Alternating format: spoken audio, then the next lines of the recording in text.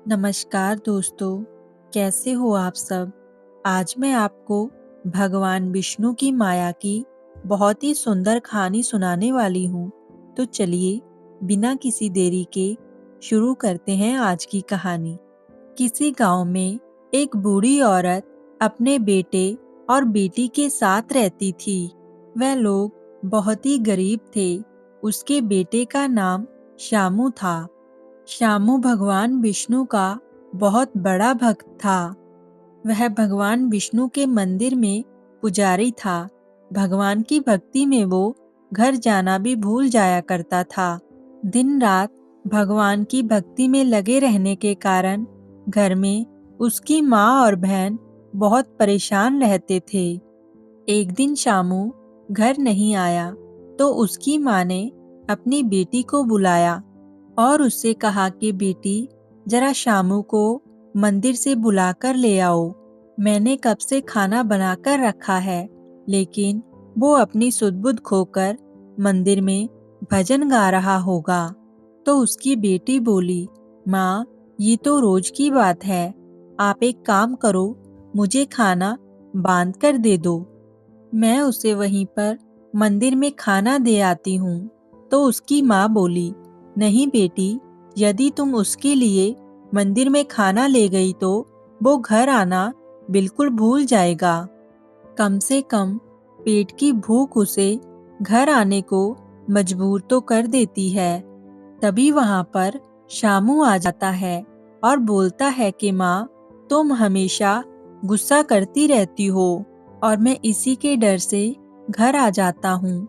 नहीं तो मेरा मन करता है कि मैं अपने स्वामी के चरणों में पड़ा ही रहूं। माँ बोली कि पहले तुम खाना खा लो और फिर बाद में मुझे तुमसे कुछ बात करनी है। तब शामू बोला, क्या बात है माँ? पहले बताओ कि आप इतनी परेशान क्यों हो? तब माँ बोली कि बेटा, यदि तेरे पिताजी जिंदा होते तो मुझे कोई भी चिंता ना होती, लेकिन अब तुम्हारी बहन विवाह के योग्य हो गई है और उसका विवाह करना है। जो कुछ भी तुम मंदिर से लाते हो, उससे तो हमारी 2 टाइम की रोटी का खर्चा ही चलता है। तब शामू बोला, माँ, तुम तो बेकार की ही चिंता करती हो। मेरे भगवान विष्णु सब कुछ ठीक कर देंगे और समय आने पर सब कुछ ठीक ठाक हो जाएगा। तो उसकी माँ बोली, बेटा, तुम बहुत भोले हो। तुझे नहीं पता कि लड़का मिलना और विवाह करना कितना बड़ा काम है। तब शामू बोला कि माँ, मैं सब जानता हूँ और इंतजाम भी हो जाएगा। अब तुम मुझे खाना दो और मुझे मंदिर जाना है, क्योंकि शाम की आरती का समय होने वाला है। शामू खाना खाकर मंदिर चला जाता है और इसी तरह से कुछ दिन बीत जाते हैं। एक दिन मंदिर में एक सेठ जी अपनी बेटी के साथ आते हैं और शामू ने उनकी पूजा संपन्न करवाई। तभी उसके बाद उसने सेठ जी और उसकी बेटी को प्रसाद दिया और तभी सेठ जी की बेटी ने प्रसाद फेंक दिया। तो शामू ने पूछा कि सेठ जी, आपकी बेटी ने भगवान का प्रसाद क्यों फेंक दिया? तो सेठ जी बोले, बेटा, इसे माफ कर दो।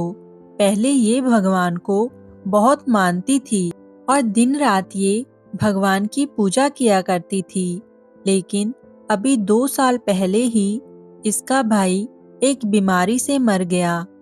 तब से ये भगवान से बहुत नफरत करने लगी है। मैं इसको बहुत समझाता हूँ, लेकिन ये नहीं मानती। शामू बोला, लेकिन आप इसे फिर मंदिर क्यों लेकर आए हो? तो सेठ जी बोले कि मैंने सोचा कि भगवान इस पर कृपा करेंगे और ये ठीक हो जाएगी।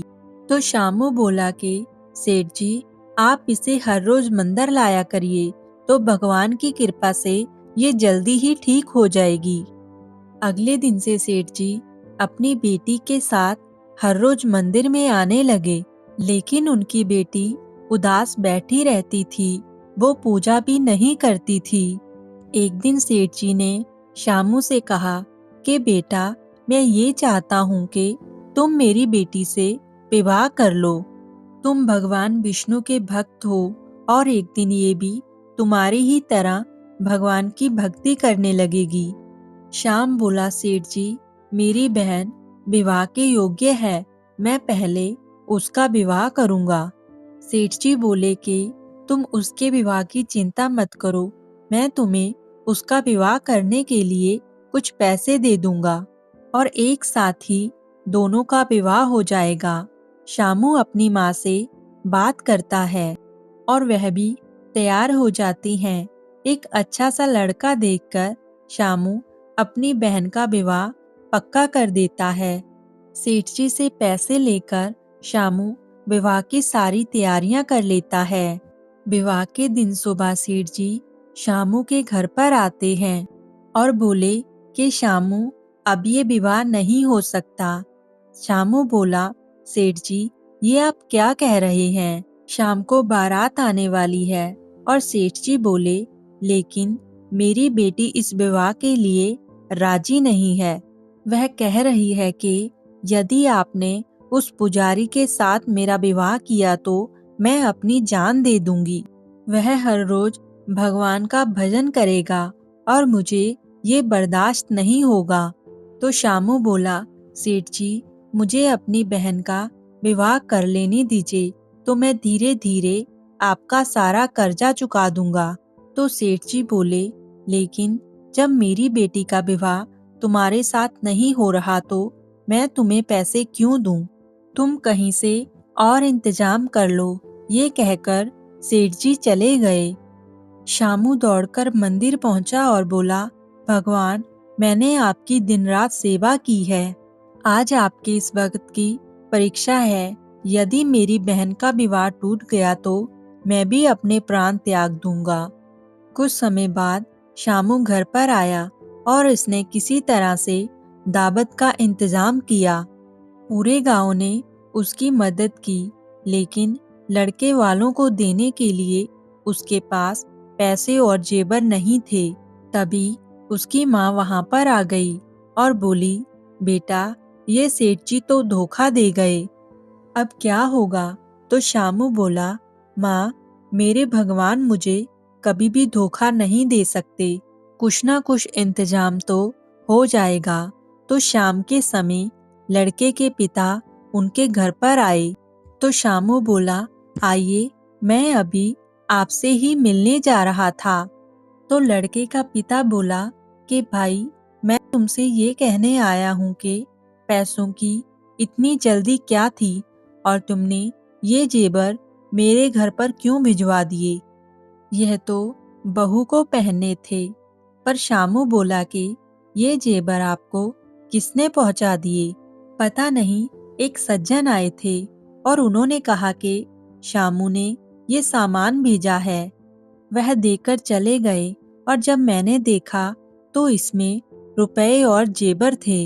इसलिए ये जेवर मैं तुम्हारे पास वापस लाया हूँ ताकि तुम ये अपनी बहन को पहना सको। यह सुनकर शामू रोने लगा और कहने लगा कि मेरे प्रभु स्वयं मेरी बहन के विवाह में पहुंच गए। यह सब उनकी ही माया है। ये कहकर वो रोने लगा। शामू ने बड़ी ही धूमधाम से अपनी बहन का विवाह किया।